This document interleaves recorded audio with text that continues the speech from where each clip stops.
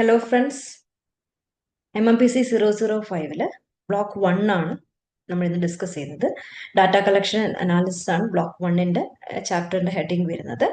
അതിൽ first unit ആയിട്ടുള്ള data collection ആണ് നമ്മൾ ഇന്ന് കവർ ചെയ്യുന്ന ടോപ്പിക്. ഓക്കെ, ദെൻ ഇവിടെ ഫസ്റ്റ് നമ്മൾ പറയുന്നത് ഡാറ്റയെ പറ്റിയിട്ടാണ്.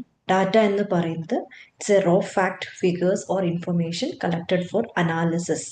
നമ്മൾ ഡാറ്റ അനാലിസിസിന് വേണ്ടിയിട്ട് നമ്മൾ കളക്ട് ചെയ്യുന്ന, മൊത്തമായി കളക്ട് ചെയ്ത് വെക്കുന്ന ഫിഗേഴ്സിനെയും ഫാക്റ്റിനെയും ഇൻഫർമേഷനെയും ഒക്കെ ഒന്നിച്ച് പറയുന്ന പേരാണ് ഡാറ്റ എന്ന് പറയുന്നത്.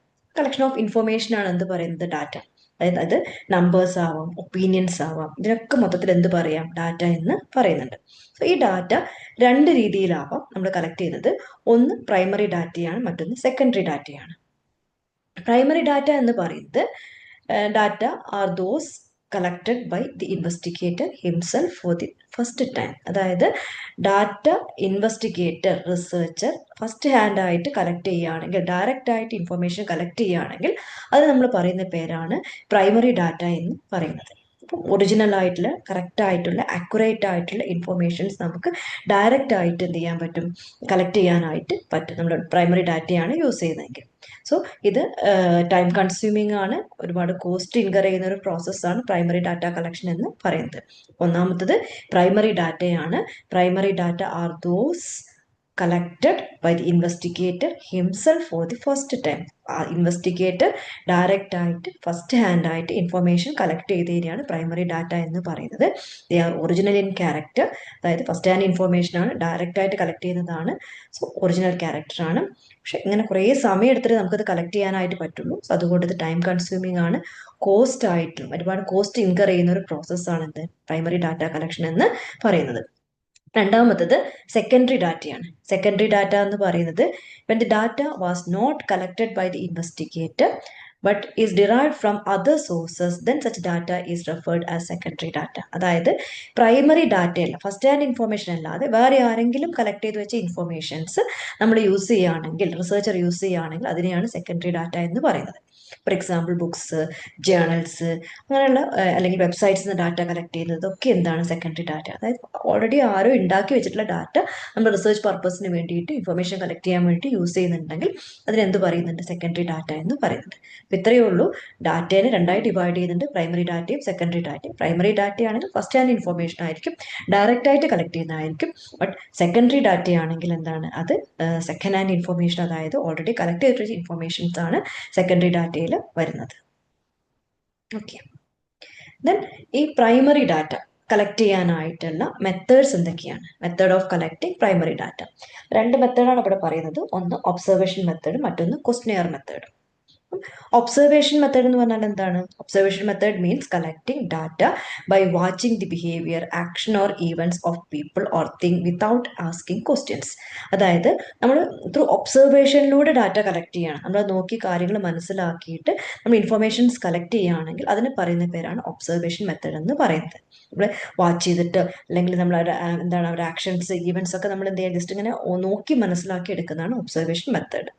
അതായത് for example watching how customer buy product in a shop. ഒരു ഷോപ്പിൽ എങ്ങനെയാണ് കസ്റ്റമേഴ്സ് പർച്ചേസ് ചെയ്യുന്നത് എന്നുള്ളത് നമ്മൾ അവിടെ നിന്ന് നോക്കി മനസ്സിലാക്കുകയാണെങ്കിൽ അതിന് ഒബ്സർവേഷൻ മെത്തേഡ് എന്ന് പറയുന്നു. ദെൻ സെക്കൻഡ് മെത്തേഡാണ് ക്വസ്റ്റ്യനെയർ മെത്തേഡ്. ക്വസ്റ്റ്യനെയർ മെത്തേഡ് എന്ന് പറഞ്ഞാൽ എന്താണ്? In this method the researcher gives a list of questions to people and the write the answers. കുറേ ക്വസ്റ്റ്യൻസ് നമ്മൾ എഴുതിയിട്ട് എന്ത് ചെയ്യാണ്, പ്രിന്റഡ് ആയിട്ട് എന്താക്കിയാണ് നമ്മൾ ആൾക്കാർക്ക് കൊടുക്കുകയാണ്, പീപ്പിളിന് കൊടുക്കുകയാണ്. എന്നിട്ട് അവരോട് എന്താണ് അതിൽ എന്താണോ ക്വസ്റ്റ്യൻ തന്നിട്ടുള്ളത് ആൻസർ എഴുതാനായിട്ട് പറയുന്ന മെത്തേഡാണ് ക്വസ്റ്റ്യനെയർ മെത്തേഡ് എന്ന് പറയുന്നത്. കുറേ ക്വസ്റ്റ്യൻ, ലിസ്റ്റ് ഓഫ് ക്വസ്റ്റ്യൻസ് അതിലുണ്ടാവും, ആ ക്വസ്റ്റ്യന് ആൻസർ ചെയ്യുന്നതാണ് ക്വസ്റ്റ്യനെയർ മെത്തേഡ്. ഈ ക്വസ്റ്റ്യനെയർ മെത്തേഡ് കണ്ടക്ട് ചെയ്യുന്നത് മൂന്ന് രീതിയിലാണ് പറയുന്നത്. പേഴ്സണൽ ഇന്റർവ്യൂ ആവാം, മെയിൽ ആയിട്ടാവാം, ടെലിഫോൺ ആയിട്ടാവാം. ഓക്കെ, അതിൽ പേഴ്സണൽ ഇന്റർവ്യൂ ഒന്നാമത്തെ മെത്തേഡാണ് പേഴ്സണൽ ഇന്റർവ്യൂ. പേഴ്സണൽ ഇന്റർവ്യൂ ആണെങ്കിൽ അവിടെ എന്താണ്, face to face interview conduct ചെയ്യാണ്. In this method the interviewer sit face to face with the respondent and record his responses. So നമ്മൾ എന്ത് ചെയ്യാണ്, റെസ്പോണ്ടന്റിന്റെ റെസ്പോൺസ് നമ്മൾ നേരെ തന്നെ ഇരുന്നിട്ട് അവരോട് കറക്റ്റായി ചോദിച്ച് ഇന്റർവ്യൂയിലൂടെ ചോദിച്ച് മനസ്സിലാക്കുകയാണെങ്കിൽ അതിന് പറയുന്ന പേരാണ് personal interview method. So more accurate ആയിട്ടുള്ള റിലയബിൾ ഇൻഫർമേഷൻ നമുക്ക് കളക്ട് ചെയ്യാനായിട്ട് പറ്റും. പക്ഷെ ഇതും മെത്തേഡ് എന്താണ്, ടൈം കൺസ്യൂമിംഗ് ആണ്. പക്ഷെ കമ്പാരിറ്റീവ്ലി കോസ്റ്റ് കുറവായിട്ടുള്ള ഒരു മെത്തേഡാണ് പേഴ്സണൽ ഇന്റർവ്യൂ മെത്തേഡ് എന്ന് പറയുന്നത്. ദെൻ അതിൽ വരുന്ന മറ്റൊന്നാണ് മെയിൽ ക്വസ്റ്റ്യൻസ്. മെയിൽ ക്വസ്റ്റ്യൻ എന്ന് പറഞ്ഞാൽ in this method a list of question is prepared and mailed to the respondent. കുറെ ക്വസ്റ്റ്യൻസ് പ്രിപ്പയർ ചെയ്തിട്ട് റെസ്പോണ്ടന്റ് നമ്മൾ മെയിൽ ചെയ്ത് കൊടുക്കുകയാണ് ചെയ്യുന്നത്. എന്നിട്ട് റെസ്പോണ്ടന്റ് എന്ത് ചെയ്യാണ്, അത് ഫില്ല് ചെയ്തിട്ട് നമുക്ക് സെൻഡ് ബാക്ക്, നമുക്ക് തിരിച്ചു തരുന്ന മെത്തേഡാണ് എന്ത്, mail question method. The respondent are expected to fill the question and send it back to the investigator. ഒരു ഇൻവെസ്റ്റിഗേറ്റർക്ക് തിരിച്ചു തരുന്ന മെത്തേഡാണ് എന്ത്, മെയിൽ ക്വസ്റ്റ്യൻ എന്ന് പറയുന്നത്. ഇറ്റ് കവേഴ്സ് വൈഡ് ഡാറ്റ, ഒരുപാട് ഡാറ്റ നമുക്ക് കവർ ചെയ്യാനായിട്ട് പറ്റും. ലോ കോസ്റ്റ് ആണ്. This method can be adopted only with the respondent are literate. അല്ലെ, അതായത് അവർക്ക് വായിക്കാനൊക്കെ അറിയുന്നുണ്ടെങ്കിൽ മാത്രമേ ഉള്ളൂ എന്താണ് നമുക്ക് ഈ ഒരു മെത്തേഡ് യൂസ് ചെയ്യാനായിട്ട് പറ്റുള്ളൂ. ഇല്ലിറ്ററേറ്റ് ആയിട്ടുള്ള റെസ്പോണ്ടന്റ് ആണെങ്കിൽ ഇത് യൂസ് ചെയ്യാനായിട്ട് പറ്റൂല. ദെൻ നെക്സ്റ്റ് മെത്തേഡാണ് telephone. The researcher calls the person on the phone and asks questions. The fast way of collecting information ആണ് the telephone എന്ന് പറയുന്നത്. Less expensive ആണ്. Only those respondents can be interviewed who have telephone. Main disadvantage drawback എന്ന് പറയുന്നത് telephone ഉള്ളവരോട് മാത്രമേ നമുക്ക് എന്ത് ചെയ്യാൻ ടെലിഫോൺ ഇന്റർവ്യൂ കണ്ടക്ട് ചെയ്യാനായിട്ട് പറ്റുള്ളൂ. Then designing of a questionnaire.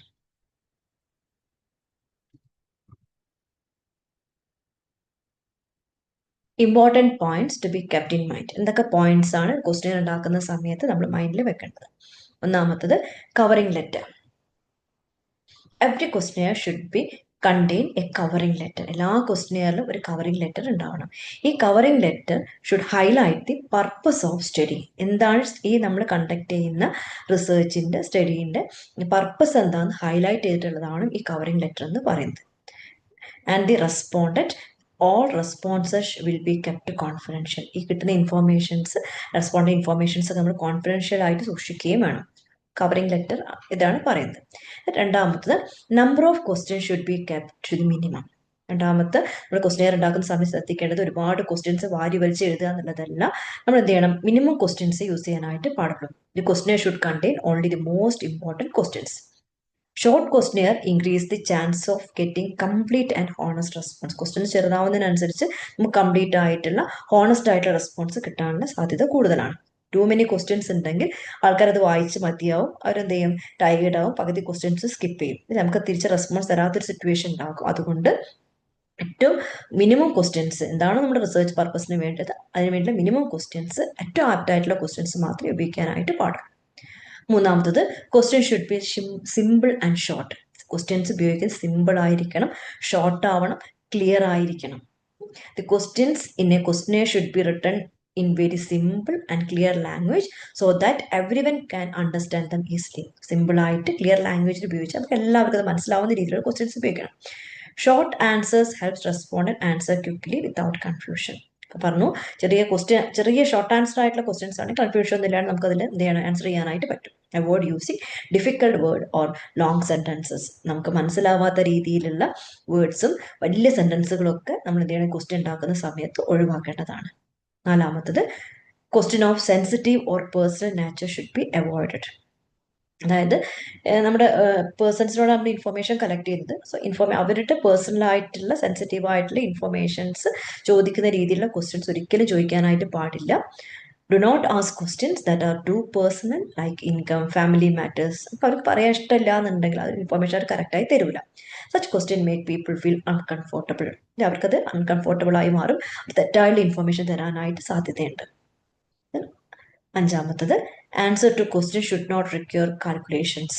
കഴിയുന്നതും കാൽക്കുലേഷൻസ് ഇല്ലാത്ത ക്വസ്റ്റ്യൻസ് ആണ് ഉപയോഗിക്കേണ്ടത്. അങ്ങനെയാവുന്ന സമയത്ത്, കാൽക്കുലേഷൻ വരുന്ന സമയത്ത് ആൾക്കാർ അത് മിസ്റ്റേക്സ് വരുത്താൻ സാധ്യതയുണ്ട്, അല്ലെങ്കിൽ സ്കിപ്പ് ചെയ്ത് പോകാനായിട്ടുള്ള സാധ്യതയുണ്ട്. അപ്പം എന്ത് ചെയ്യണം, കാൽക്കുലേഷൻസ് കഴിയുന്നതും എന്ത് ചെയ്യണം, ക്വസ്റ്റ്യൻസിൽ ഉപയോഗിക്കാനായിട്ട് പാടില്ല. Then logical arrangement. Start with simple and friendly questions to make respondent comfortable. Simple ആയിട്ടുള്ള ഫ്രണ്ട്ലി ക്വസ്റ്റ്യൻസ് നമ്മൾ സ്റ്റാർട്ട് ചെയ്യണം. Then move to more specific or detailed question. എന്നിട്ട് എന്ത് ചെയ്യണം, സ്പെസിഫിക് ആയിട്ടുള്ള ഡീറ്റെയിൽഡ് ആയിട്ടുള്ള ക്വസ്റ്റ്യൻസിലേക്ക് പോകണം. The question should be logically arranged so that there is a continuity of responses and the respondent does not feel the need to refer back to the previous questions. Logically arrange ചെയ്യണം. ഒരു question വായിച്ച് അടുത്ത ക്വസ്റ്റ്യനിലേക്ക് പോകുമ്പോൾ നേരത്തെ എന്തെങ്കിലും ചോദിച്ചത് പിന്നെ ബാക്കോട്ട് നോക്കേണ്ട ഒരു ആവശ്യം വരരുത്. അതായത് നമ്മൾ ലോജിക്കലായിട്ട് അറേഞ്ച് ചെയ്തിട്ടുള്ള ക്വസ്റ്റ്യൻ ആണ് ഉണ്ടാക്കേണ്ടത്. Then 7th, cross check and footnote. Before finalizing the questionnaire should be checked and tested with a small group. നമ്മൾ ഒരു വലിയ ലാർജ് ഗ്രൂപ്പിലേക്ക് ക്വസ്റ്റ്യൻ കൊടുക്കുന്നതിന് മുൻപ് ഒരു ചെറിയ ഗ്രൂപ്പിലേക്ക് കൊടുക്കുക. അപ്പോൾ അങ്ങനെയാണെങ്കിൽ നമുക്ക് എന്ത് ചെയ്യാൻ പറ്റും, അൺക്ലിയർ ആയിട്ടുള്ള ക്വസ്റ്റ്യൻസ്, സ്പെല്ലിംഗ് മിസ്റ്റേക്സ് ഉണ്ടെങ്കിൽ അതൊക്കെ ഐഡന്റിഫൈ ചെയ്യാനായിട്ട് പറ്റും. Footnote can be used to explain difficult terms. അപ്പം എന്തെങ്കിലും നമ്മൾ ഡിഫിക്കൽട്ടായിട്ടുള്ള ടേംസ് ക്വസ്റ്റ്യൻ ഉപയോഗിക്കുന്നുണ്ടെങ്കിൽ അതിന് ഫുട് നോട്ട് കൊടുക്കുക. അങ്ങനെയാവുന്ന സമയത്ത് ഇതിന്റെ ഇന്റർപ്രിട്ടേഷൻ എല്ലാ പേഴ്സൺസും ഒരുപോലെ എടുക്കും. A footnote ensure that every person interpret the question in a same way. ഇതിന്റെ ഒരു മീനിങ് ഒരേ ലെവലിൽ എല്ലാവരും വായിക്കുന്ന എല്ലാവർക്കും ഒരേ മീനിങ് കിട്ടണമെങ്കിൽ നമ്മൾ എന്ത് ചെയ്യണം, ഫുട് നോട്ടിന് നമ്മൾ എന്താണ് നമ്മൾ ഉപയോഗിച്ചിട്ടുള്ള ഡിഫിക്കൽട്ട് ആയിട്ടുള്ള വേർഡിന്റെ ഒരു എന്താണ് മീനിങ് എന്ന് കൊടുത്തിട്ടുണ്ടാവണം.